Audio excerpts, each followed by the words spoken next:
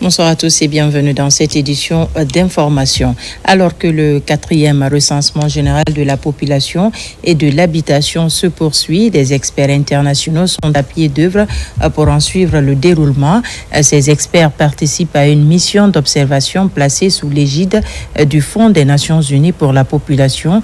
Ils doivent s'assurer que l'opération se déroule normalement sur l'ensemble du territoire national. Mohamed Chérif Camara, reportage. Depuis le 1er juillet, le dénombrement principal du RGPH4 a démarré dans le pays.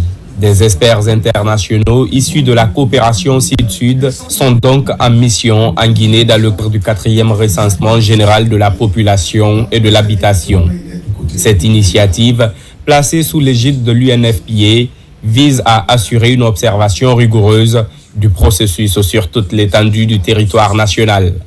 Nous venons de recevoir nos frères et sœurs d'Afrique sous la coopération Sud-Sud, organisée sous l'égide de l'UNFPA, pour venir voir exactement ce qu'est en train de faire en Guinée dans le cadre du 4e recensement général de la population et de l'habitation. Ils sont venus, on les a demandé sous notre invitation pour venir voir exactement qu'est-ce qui est en train d'être fait. De son côté, le représentant résident de l'UNFPA a souligné l'importance de cette mission dans le cadre de la coopération entre les pays du Sud. Cette étape est d'autant plus intéressante parce qu'elle permet un enrichissement mutuel entre les pays impliqués afin de continuer le parcours d'harmonisation des statistiques au niveau sous-régional. Pourquoi ? Parce qu'en fait, il est très important, compte tenu de l'intégration sous-régionale, mais aussi continentale au niveau de l'Afrique, le fait d'utiliser des approches similaires et d'avoir des données comparables grâce à l'adoption de méthodologies aussi similaires. Cette mission d'observation traduit l'engagement de la Guinée et de ses partenaires à faire du RGPH4 un processus inclusif, transparent et conforme aux standards internationaux. Les observations et recommandations issues de cette initiative contribueront à renforcer la qualité des données statistiques indispensables à la planification du développement national. On en vient maintenant à cette rencontre axée sur la promotion du genre en Guinée. Pour gagner le pari, les acteurs impliqués dans ce combat se sont penchés sur les mécanismes de coordination intersectorielle à Conakry. L'action est accompagnée par certains partenaires du ministère de la Promotion féminine. Mohamed De Camara pour plus de précisions. Quelques jours après la validation de la politique nationale JAR 3, le ministère en charge de la promotion féminine multiplie des stratégies pour faire de la promotion des questions du genre une réalité dans le pays. Cette rencontre de réflexion sur le mécanisme de coordination intersectorielle et l'appui à la promotion du genre matérialise cet engagement. Notre pays s'est engagé à l'horizon 2040 à devenir un État émergent et prospère, garant du bien-être de sa population et de l'avenir des générations futures.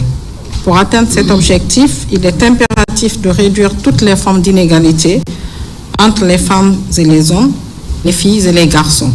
Aucun développement durable ne peut être envisagé sans une participation pleine et équitable de tous. Cette initiative bénéficie de l'appui technique des édifices mis en œuvre par Expertise France grâce à un financement de l'Agence française de développement. Elle concourt à accompagner le gouvernement dans son combat vers l'égalité des genres dans tout le pays. On travaille également avec un focus genre sur l'ensemble de nos projets de mise en œuvre afin de réduire les inégalités entre les femmes et les hommes à travers le monde. Le projet est un projet régional en faveur également de l'égalité entre les femmes et les hommes, soutenu par l'AFD et mis en œuvre par Expertise France. S'il y a une diplomatie féministe qui est assumée par la France aujourd'hui, c'est parce qu'il y a une politique nationale très ancrée en France. Et donc, ça me rappelle justement votre propre leadership, Madame la Ministre, de pousser à ce qu'il y ait un cadre interministériel et bientôt, on l'espère, une loi, pour que justement tout le monde comprenne que c'est un discours à tous les niveaux de l'administration. Aujourd'hui, la promotion des questions du genre est menée dans tous les départements sectoriels du pays. Une avancée rendue possible grâce au ministère en charge de la promotion des femmes, appuyé par les partenaires. Dans l'actualité également, à Heremakono, dans la commune de Matam, les jeunes s'engagent à lutter contre les ordures. Réunis au sein du mouvement SOMAD, ils ont curé les caniveaux le long de l'autoroute Fidel Castro. Leur objectif est aussi de véhiculer les messages de sensibilisation sur les risques d'inondation dans le Grand Conakry, surtout en cette période de grande pluie. Aboubakar Junior Kamara. En cette période de grande pluie, plusieurs quartiers de la capitale enregistrent des inondations. Pour assister donc les services techniques de l'État à lutter contre ce phénomène, la jeunesse de Hermakono, dans la commune de Matam, réunie au sein du mouvement SOMAD, retrousse les manches pour curer des caniveaux au long de l'autoroute Fidel Castro. Un acte citoyen qui améliore le cadre de vie des populations. Cette action citoyenne traduit l'engagement des jeunes de Hermakono à améliorer le cadre de vie de nos familles. Nous invitons tous les quartiers de Conakry à en faire de même. Vous avez vu les caniveaux qu'on a curés. Quand il pleut, c'est un blocage systématique et c'est source d'inondation. Après, il y a des familles éplorées, il y a des victimes, il y a des blessés, il y a des malades. Donc l'idée, c'est que tout le monde soit sensibilisé à l'assainissement de nos quartiers. Ce coup d'envoi est aussi un acte de sensibilisation pour des autres communes et quartiers du Grand Conakry. L'objectif des organisateurs est d'amener chaque citoyen à balayer devant sa porte. Ça représente un grand événement pour nous dans le cadre de l'assainissement, dans le cadre de la propriété et de l'émulation entre la jeunesse et les populations de notre quartier.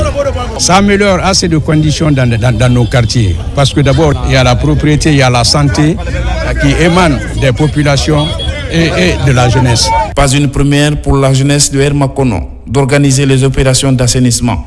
Il compte accompagner la vision du chef de l'État à travers des activités citoyennes. Et pour finir, c'est à Yelenzou, dans la préfecture de Zérékoré, que le directeur national de la protection des végétaux a officiellement lancé une campagne de lutte contre l'infestation de chenilles et de fourmis rouges. Ce sont des espèces qui s'attaquent aux cultures et qui causent parfois des pertes énormes aux acteurs du monde agricole. L'événement s'inscrit donc dans l'objectif de répondre à l'urgence sanitaire signalée dans les communautés. Lancé Kamisoko est notre correspondant sur place. Dans ce bas-fond risicole de Yalenzou, ils sont en ordre de bataille contre les menaces des chenilles défoliatrices et les fourmis rouges, connues pour leur ravage sur diverses cultures, représentant une menace significative pour la sécurité alimentaire et les revenus des agriculteurs de Zérékoré. L'initiative est de la Direction nationale de la protection des végétaux, visant à protéger les récoltes et à soutenir les efforts des agriculteurs face à ces nuisibles. Au-delà effectivement de l'impact sur les cultures, mais il y a un impact de santé publique aussi qui est là, parce qu'elles sont tellement dangereuses pour la santé humaine. Donc, vu la situation, le ministre de l'Agriculture et de l'Élevage, à son excellence M. Félix Lama, n'a pas vraiment bien agi d'efforts. Effectivement, il a mobilisé toutes les ressources possibles et mobilisé l'équipe pour se rendre effectivement sur le terrain à Zérékoré et pour stopper cette situation. Cette réponse immédiate au cri de cœur des agriculteurs de Zérékoré est un réconfort pour les autorités administratives.